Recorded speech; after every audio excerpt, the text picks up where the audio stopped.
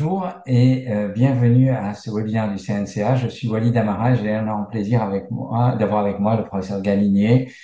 Bonjour professeur Galinier, merci encore d'avoir accepté l'invitation. Bonjour Walid et bonjour à tous.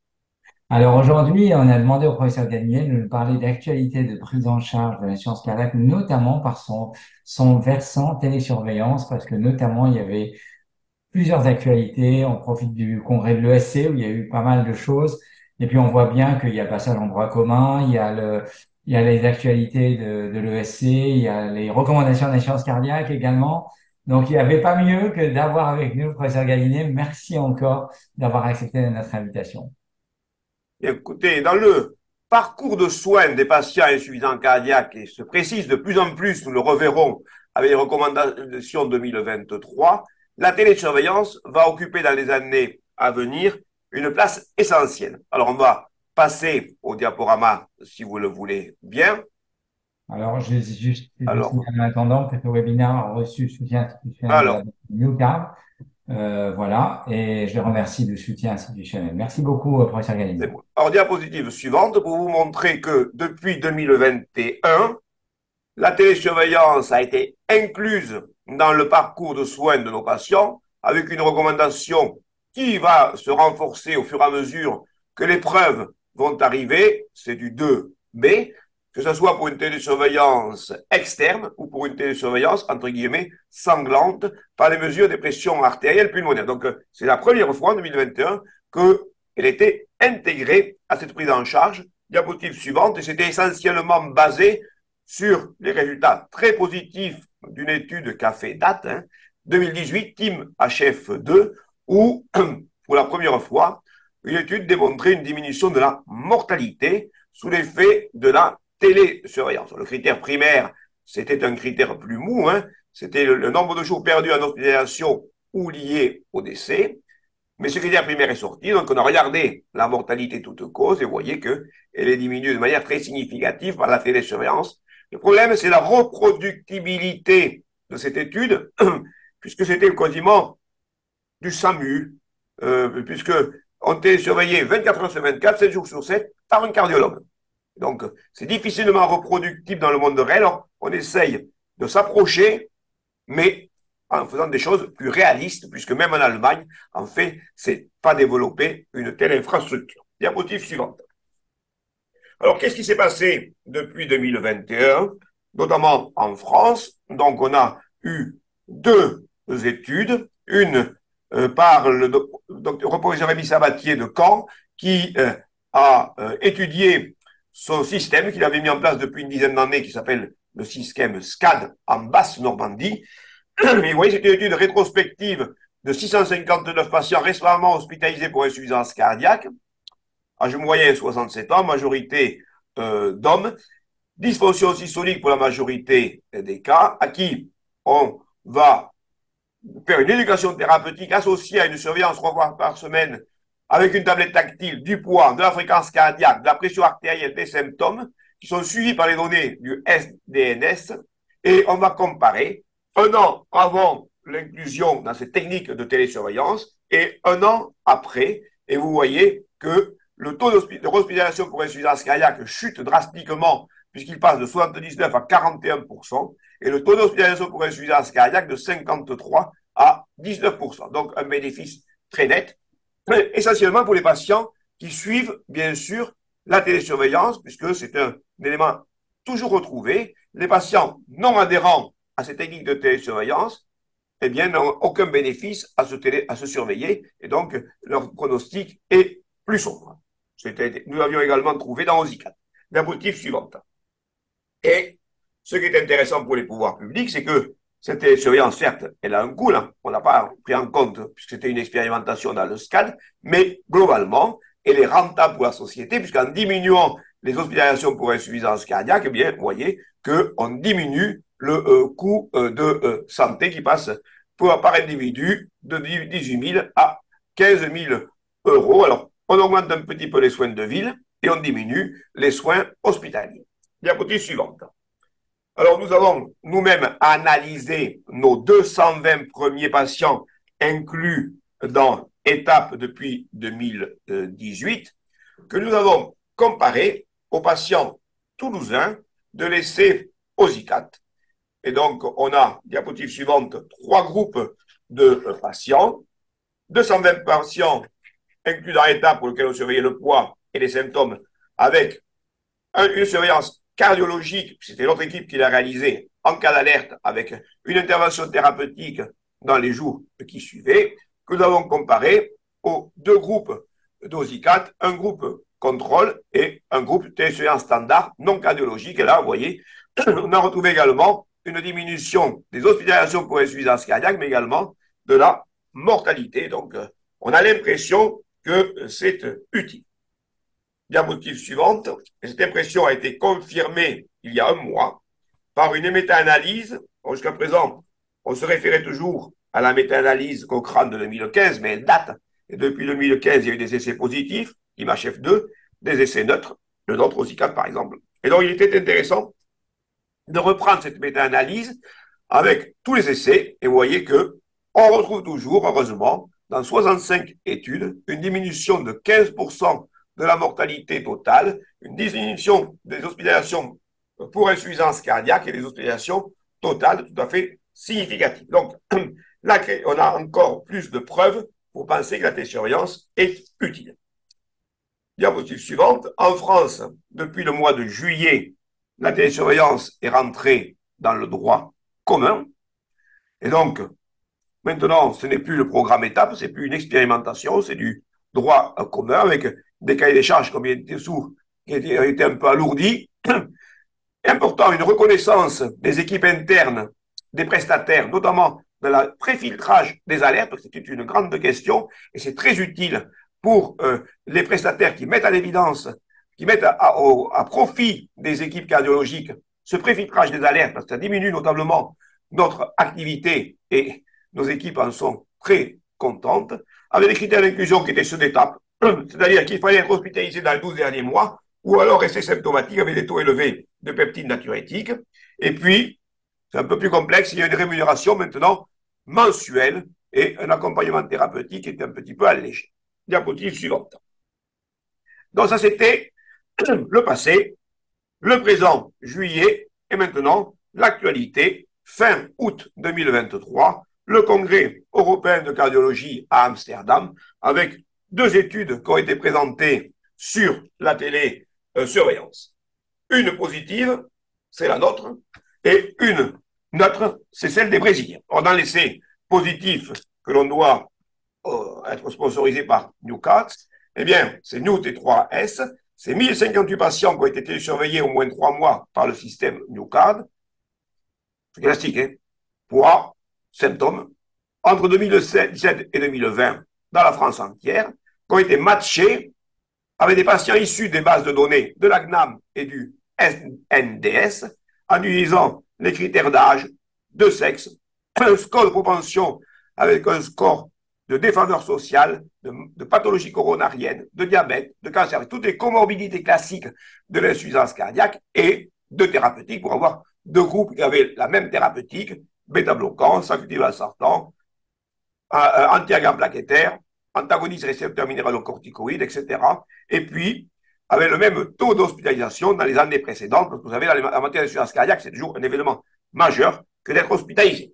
Diapositive suivante, voici la photo des patients du groupe télé surveillé, âge moyen 74 ans, une majorité d'hommes, des comorbidités fréquentes, 29% de diabète, voit qu'il y a un rythmologue, 40% pratiquement de fibrillation atriale, un nombre significatif de patients implantés au défibrillateur, 23%, ou de stimulateurs, et ensuite très bien traités, 80% de bêta-bloquants, 84% de bloqueurs sérotonine comportant le sacubitril/valsartan, un peu pas assez probablement d'anti-aldostérone, diapositive suivante, avec une fraction d'éjection moyenne de 41%, et on avait un temps de suivi de près d'1 an, 325 jours, avec une observance entre les prises de pression artérielle, de l'appréciation de la symptomatologie de 1,5 jours. Diapositive suivante. Et on a eu la joie, parce que c'est quand même, moi qui ai connu la défaite dans OSICAT, c'est une joie de retrouver une diminution de la mortalité toute cause. C'est quand même pour ça que l'on travaille. L'insuffisance cardiaque, c'est une maladie qui, vous le savez, grave. C'est une maladie dont le taux de décès annuel est proche de la moyenne des cancers. Et donc, la première chose qu'on demande à une prise en charge, c'est d'être efficace. Et elle l'est. Donc, on diminue par rapport aux témoins, vous voyez, la mortalité. Diapositive suivante, c'est un petit coup, puisque on va augmenter le taux d'hospitalisation. On vit plus longtemps, on est mieux surveillé, et donc, on est un peu plus hospitalisé, mais on est mieux hospitalisé. C'est-à-dire qu'on passe moins par les services d'urgence, et finalement, ça va être un peu plus rapide, puisque le coût mensuel des hospitalisations n'augmente pas, malgré que l'on soit un peu plus souvent hospitalisé. Donc, c'est un petit peu comme Prado, on diminue la mortalité et on augmente un petit peu les réhospitalisations. Diapositive suivante. Quand on regarde les coûts, on avait vu qu'ils étaient diminués, les coûts de santé dans le SCAD. Là, du fait des hospitalisations et du fait qu'il faut payer la télésurveillance, là, on n'est plus dans un essai, on est en vie réelle, donc il faut payer un jour ou l'autre la télésurveillance. Bon, il y a un petit écart, vous voyez, 200 euros, diapositive suivante, mais ce qui est important, c'est que cette augmentation des coûts provient des soins externes. Parce que quand on est télésurveillé, quand on n'a pas l'habitude de faire tout par télémédecine, eh bien, on fait plus de consultations présentielles, donc une petite augmentation des consultations. Bien sûr, le coût de la télésurveillance est le même, un petit peu plus de médicaments parce qu'on est mieux soigné. Par contre, vous voyez, pas de coût, de surcoût lié aux hospitalisations. Alors, diapositive suivante, qui nous résume le résultat de notre étude. Diminution de la mortalité totale par la télésurveillance mise en œuvre du poids et la symptomatologie, tel que on le réalise avec NUCATS, au prix d'une petite hausse des coûts, surtout liée aux dispositifs externes et aux consultations, et pas aux hospitalisations qui sont un peu plus fréquentes, mais mieux régulées, avec moins de passages aux urgences. Alors, il y avait une deuxième étude qui est neutre. Elle a été réalisée par nos amis brésiliens. Elle a incorporé 700 patients qui, à l'issue d'une hospitalisation pour insuffisance cardiaque à fraction d'éjection réduite, étaient randomisés avec un groupe témoin et un groupe qu'ils ont appelé télésurveillance. Moi, je n'en suis pas certain. C'était des gens à qui on adressait en moyenne 4 fois par jour des SMS. Ces SMS avaient des messages éducatifs, ça ne peut pas faire de mal, et on devait apprécier la symptomatologie, l'évolution du poids de ces patients pour voir si ça pouvait générer des alertes. Et en fonction de ces alertes, on proposait d'augmenter les posologies de diurétiques, mais sans contact humain. Tout se faisait entre la machine et le patient. Et que ce soit sur le critère primaire, qui était l'évolution des peptides natriurétiques, ou un critère secondaire, qui était un win ratio qui comportait les décès cardiovasculaires et les hospitalisations pour insuffisance cardiaque, rien ne se passe. Et ça confirme toutes les études antérieures. Quand il n'y a pas de l'humain en matière de télésurveillance, ça ne marche pas. Donc ça, moi qui suis un humaniste, ça me réjouit. Donc l'étude de nos amis brésiliens, échec. Diapositive suivante. Vous savez que au décours de ce congrès ont été précisées l'évolution des recommandations en matière d'insuffisance cardiaque. Une part essentielle a été faite pour les inhibiteurs GLT2 dans tout type d'insuffisance cardiaque, et puis une place a été faite pour comment gérer la manipulation des 4 médicaments de base de l'insuffisance cardiaque à fraction d'éjection réduite. Ça avait été reproché en 2021. On n'avait pas précisé comment il fallait faire. Eh bien, grâce à une étude dirigée par un Français, Strong H pour y revenir, on sait comment il faut faire. Il faut mettre les 4 classes au décours d'hospitalisation. Et puis, on a 6 semaines pour aboutir à la dose maximale tolérée de tous les bloqueurs sérotonine-angiotensine, bêta-bloquants, antagonistes récepteurs minéralocorticoïdes ou circuiterie de sortant et ARM. C'est une recommandation de classe 1. De niveau B, il y a une seule étude qui l'a prouvé, diapositive suivante, vous la connaissez, hein, c'est Strong HF, puisque cette stratégie a été associée à une diminution très significative du taux de mortalité à 6 mois.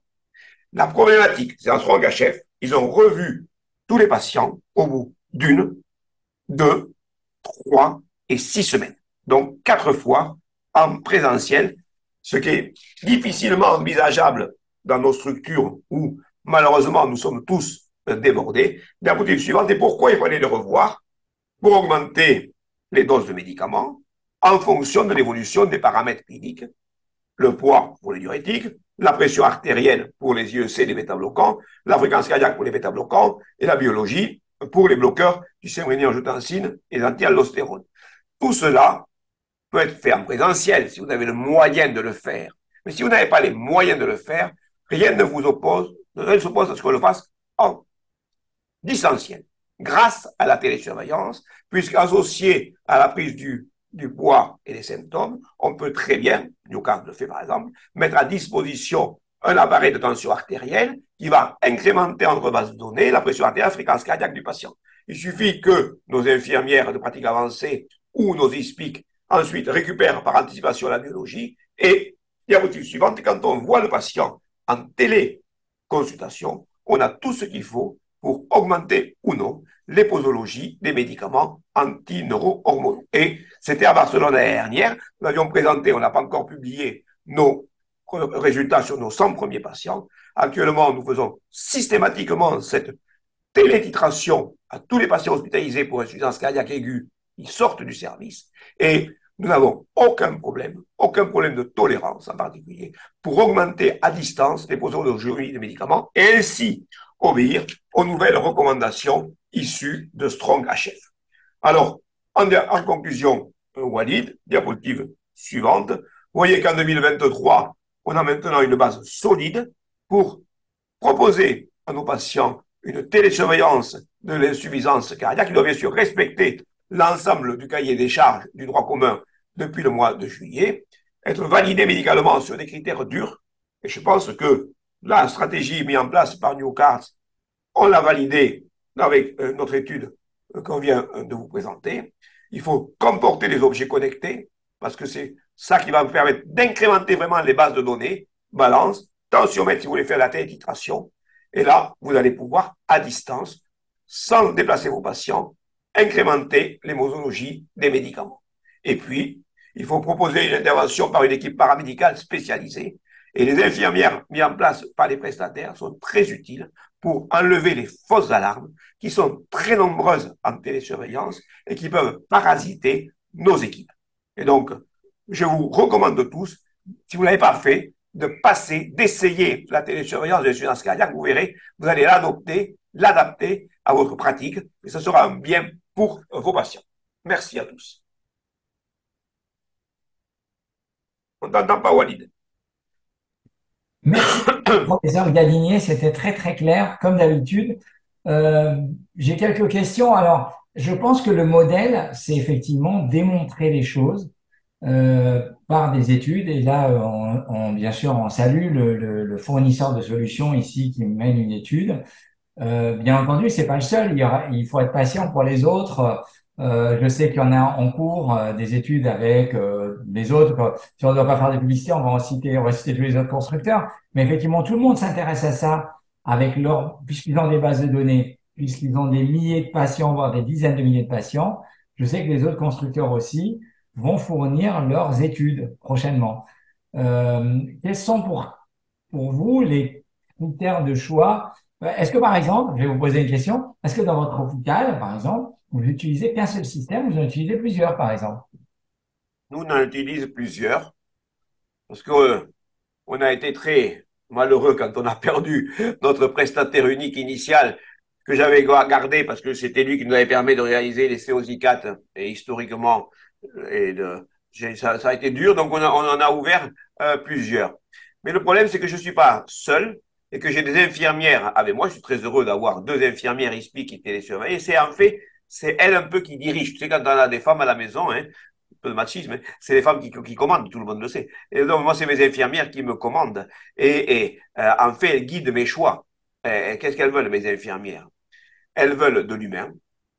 Elles veulent essentiellement avoir des paramètres vraiment télésurveillés. Elles exigent d'avoir sur leurs écrans la pression artérielle qu'a mesuré le patient lui-même qui va directement sur l'écran, la fréquence cardiaque, le poids, les symptômes. Elles veulent des objets connectés parce qu'elles y croient. Et surtout, elles veulent des infirmières du prestataire qui trient en partie les fausses alarmes parce que c'est vrai qu'il y a pas mal quand même de fausses alarmes en matière de télésurveillance et que si on vous les enlève, c'est quand même du travail à moins. Après, par contre, les vraies alertes, j'avais pris l'habitude de les co-traiter avec mon prestataire ancien, je peux le citer, c'est Air Liquide, puisqu'il n'existe plus. Ça n'existe Maintenant, plus. je crois qu'il faut que c'est arrêté ce temps-là. Les prestataires éliminent les fausses alarmes et les vraies alarmes, c'est nous qui les traitons. Il ne faut pas se partager la responsabilité, c'est une personnalité médicale. Donc, on a un peu plus de travail qu'autrefois, mais on est retrouvé un peu, on est retombé sur nos pattes. Et donc, moi, pour que qu'il y ait une télésurveillance, pour moi, il me faut des objets connectés, parce que dans la télésurveillance, normalement, là, c'est la définition de la télésurveillance, c'est avec des objets connectés, sinon c'est un suivi téléphonique structuré. Je pense qu'il me les faut, parce que je fais quand même des choses fines, hein. J'augmente les doses de sacubitril à 100 ans, j'augmente les doses de bêta-bloquants, hein. On ne peut pas le faire sur des paramètres qui ne sont pas certains. Là, on a des paramètres qui sont certains. Et puis, voilà, des objets connectés fiables et un peu d'humain chez le prestataire pour éliminer les fausses alarmes. Tout ce que c'est tout ce que dont besoin m'exige mes filles. Et donc, en fait, voilà pourquoi je suis allé vers Newcastle, parce qu'il m'offre à peu près la même chose que j'avais autrefois avec Air Liquide, après qu'en plus, avec la gentillesse qu'on leur connaît. Mais il y a d'autres prestataires, et nous, on travaille également, pour pas les citer, avec Airline, parce que quand on a des appareils métroniques, eh bien, pour valider la télésurveillance de l'insuffisance cardiaque que permettent maintenant, tu le sais bien, les outils embarqués, eh bien, il faut travailler avec le prestataire de l'outil, donc Medtronic, Airline travaillent ensemble, etc., etc. Donc, on peut travailler avec plusieurs prestataires, mais il ne faut pas non plus en avoir plus de 5 ou 6, parce que sinon, on a trop de bases de données différentes et ça entraîne trop de travail pour mon personnel. Alors, comme vous avez cité déjà deux constructeurs pour équilibrer, je vais citer Satellia. Vas-y. Et c'est vrai que eux, ils n'ont pas d'outils connectés. Mais bizarrement, étonnamment, ça marche. C'est-à-dire, malgré le fait que le patient n'a pas de PS personne connecté, pour être un utilisateur, les poids, bah, finalement, on les a. Bon, voilà. Donc, vous avez peut-être pas la Tu vois, moi, c'est mes formation, infirmières qui mais m'ont finalement, le interdit poids, c'est les mêmes de ailleurs. travailler avec eux. Moi, je les aime beaucoup, ils sont à Bordeaux, c'est des copains, mais mes infirmières n'ont pas voulu travailler avec une boîte où on n'avait pas du personnel entre la boîte et eux. Et c'est terrible, hein. Je regrette beaucoup Non, parce non, que voilà, mais bon, j'aime c'était beaucoup. pour équilibrer. C'était pour équilibrer Oui, non, le mais faut du pas, well on fait pas balancing de de publicité, hein. choses. On fait de la publicité comparée, on parle de nos outils. Et il faut pas avoir peur d'employer les outils. On n'est pas là pour se cacher. Chacun a ses Non, bien outils, sûr. parle de ses outils. Et justement, quand ils marchent, il faut les préconiser à nos collègues. Après, chacun, en règle générale, est heureux et content des outils qu'il a. Oui, oui, et puis en plus, votre modèle qui est magnifique d'organisation dans l'hôpital n'est pas obligatoirement celle dans des hôpitaux plus Voilà. petits. Je Dans crois des qu'en fait, hôpitaux chacun doit trouver son libéraux. propre modèle. Tu sais, Voilà. tout à fait, tout à fait. Chacun développe son parcours, son propre, un petit peu, ses particularités dans le parcours de soins des patients insuffisants cardiaques, et on va prendre chez l'un ou l'autre des prestataires ce qui convient à l'équipe. Tu as tout à fait Oui, on peut raison. imaginer que le patient qui a le défibrillateur d'une certaine marque, c'est plus facile de lui proposer la télésurveillance de la même marque que le patient jeune, féru de nouvelles technologies, on va lui donner tout ce qu'il faut, le passe-personne électronique. Patient électronique âgé, peut-être c'est quand même pas mal qu'il soit appelé, que voilà, c'est peut-être utile. Enfin, chacun trouvera son bonheur. Tout Mais à ce qui fait. est génial dans ce que vous nous avez présenté, et c'est Cocorico. Moi, je trouvais que l'étude a été positive, présentée à l'ESC, c'est juste très bien. Et donc, on encourage tous les autres constructeurs à faire la même chose et de nous faire des congrès passionnants et de représenter la cardiologie française. On a quand même la chance, finalement, d'avoir des sociétés basées en France qui s'intéressent à la télésurveillance.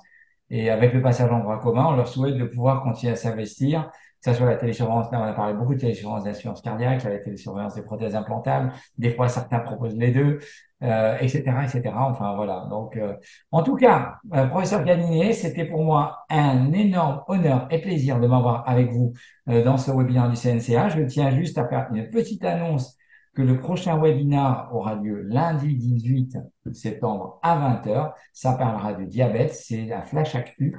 Et voilà, ce sera beaucoup plus court. Merci encore à tous. Merci, professeur Galinier, encore. Et Merci Walid. La France a pris de l'avance en matière de télésurveillance. Gardons-le. Il faut la garder et il y a la place pour tous les prestataires. Merci. merci À bientôt beaucoup. à À tous. bientôt. Bye bye. Au revoir.